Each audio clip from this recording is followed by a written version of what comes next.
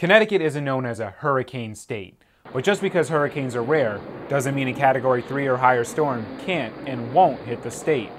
New England jets out and sticks out into the ocean, and every year we are brushed or we're watching storms curve out to sea, and there's going to be a time when one of those storms don't curve out to sea. To put this in perspective, there are 5 categories of hurricanes. Levels 3 to 5 are considered severe, with winds at level 3 starting at 111 miles per hour and being greater than 155 miles per hour at level 5. You're talking about damage that, to structures being blown apart.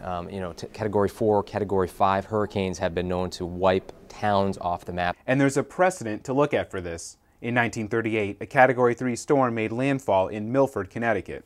A storm hit of such intense ferocity that on the coastline, the tidal surge killed hundreds of people and destroyed hundreds of homes. I think the death toll from this hurricane was between 680 and 800 people. 50,000 homes were destroyed. And the damage just wasn't on the coastline or from the winds. Hartford suffered from the Connecticut River flooding for weeks after the hurricane hit, which led to a greater problem.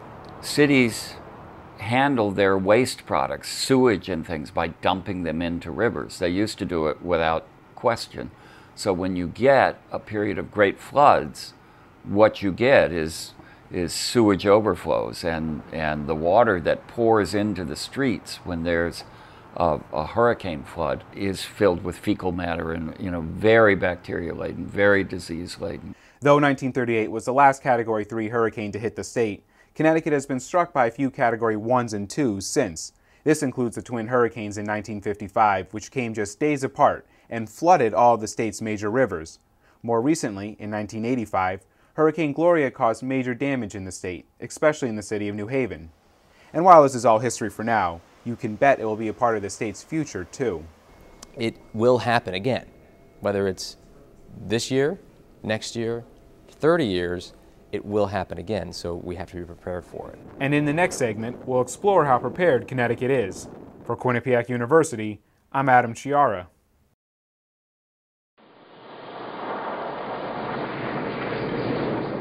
In 1938, the Great New England Hurricane, a Category 3 storm, made landfall in Milford, Connecticut. Though we learned a lot from this benchmark hurricane, if that same storm were to hit today, things would be very different. We've learned a lot and our technology has come a long way, but we've also been building a lot more along our shoreline since then. So you got to take that into consideration. Connecticut got a taste of what that destruction could look like with last year's tropical storm Irene. You got the conditions that were similar to the ones that preceded the Great Hurricane of 1938.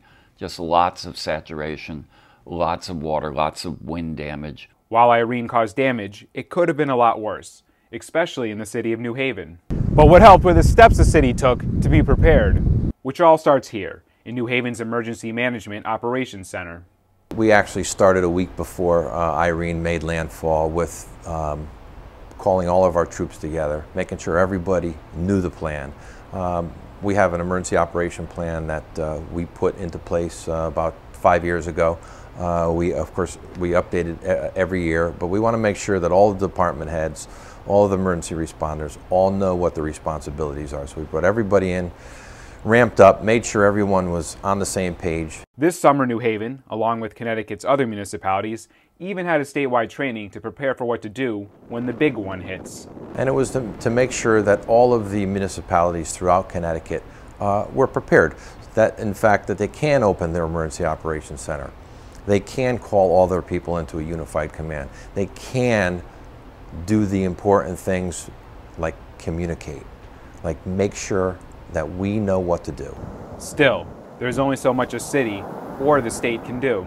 Category 3 would create things that we haven't seen in many years.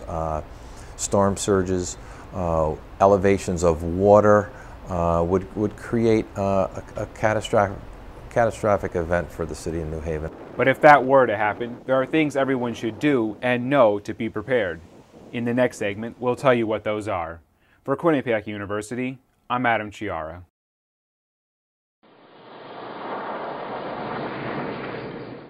Last year, Tropical Storm Irene reminded Connecticut of what nature can do, and it also taught a valuable lesson. Tropical Storm Irene came through. It was a tropical storm. Some folks took that lightly, especially along the shoreline, but it was a big tropical storm. It was moving fairly slowly, and it moved at the wrong time with the tide cycle, and it caused devastation that looked like Category 2 or 3 devastation on our shoreline. It was clear that some people were not prepared for that storm. So Sweeney says you can only imagine how unprepared people are for a catastrophic hurricane. I think people really underestimate the power of wind. When you see a 30, 40, or 50 mile per hour wind gust in a thunderstorm, it's impressive. Think of that times 3, and think of some of the tornado wind that we've seen. We've seen smaller tornadoes here with wind gusts of 90, 100, 110 miles per hour, and the devastation that causes. Imagine that 90, 100, 110, 120 mile per hour wind. Picture a mini tornado occurring over a large piece of land or real estate like Connecticut for hours. Now this isn't meant to scare you, just to prepare you. And the time to do that is when things are calm and there isn't a hurricane in sight. Fontana says that in the Operations Center, the time to exchange business cards isn't during the emergency. And your family should have that same mindset. We try to prepare folks to say, have a plan, get ready, do all the things you need to keep your family safe. And Sweeney says that means looking at past storms to see how you would fare. You need to be prepared for your basic necessities, not having them for a week or 2 or more, along with the fact that there could be total devastation of structures in certain towns. Though you may think you're ready, it's good to reevaluate often. Being humans, we'll remember this for 4 or 5 years, and then we'll slowly slack off.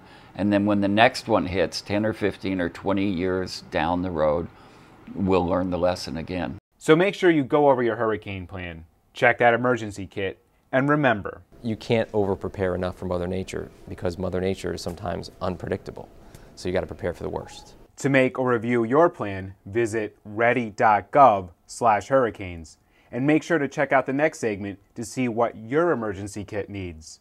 For Quinnipiac University, I'm Adam Chiara.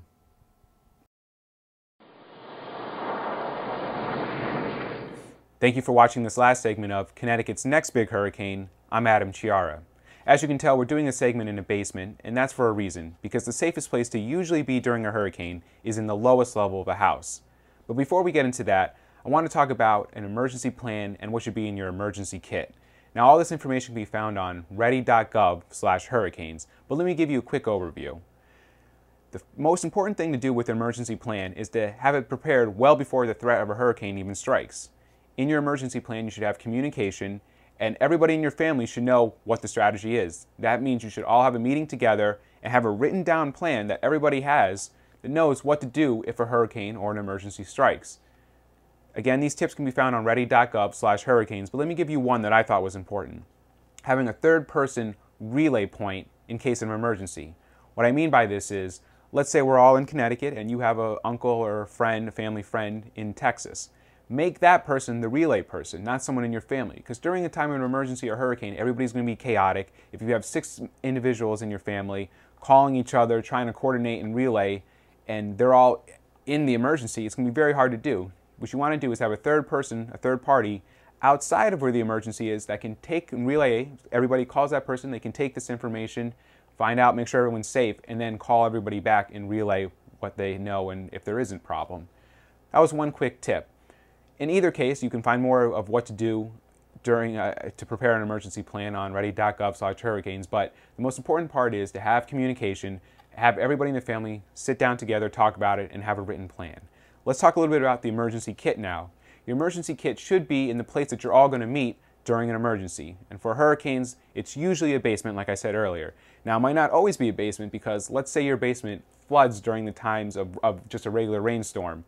Well, then you're probably not going to want to meet in that basement during a hurricane. But, for example, this basement doesn't flood during rain, so you want to go to the lowest point of your house because winds usually will damage the higher levels of a house. So this basement doesn't flood. It's probably the safest place. If not, you might have to go to the first floor, in a closet, in a bathroom. And again, where the best place to meet you can find on ready.gov/hurricanes. wherever you're going to meet, you should have your emergency kit that you check at least once a year. Your emergency kit should have some basic elements to it. Let's start with food and water. For water, you want to have at least 1 gallon per person per day. Now, as you saw in our last, in one of the last segments, during the time of a hurricane, a catastrophic hurricane, level 3 or higher, it could be 2 or 3 weeks before you're able to get food and supplies. So make sure you have enough water for 1 gallon a person per day for 3 weeks. And again, if you find out a catastrophic hurricane could be coming, you might have to go out and get more water. For food, obviously non-perishable food is best.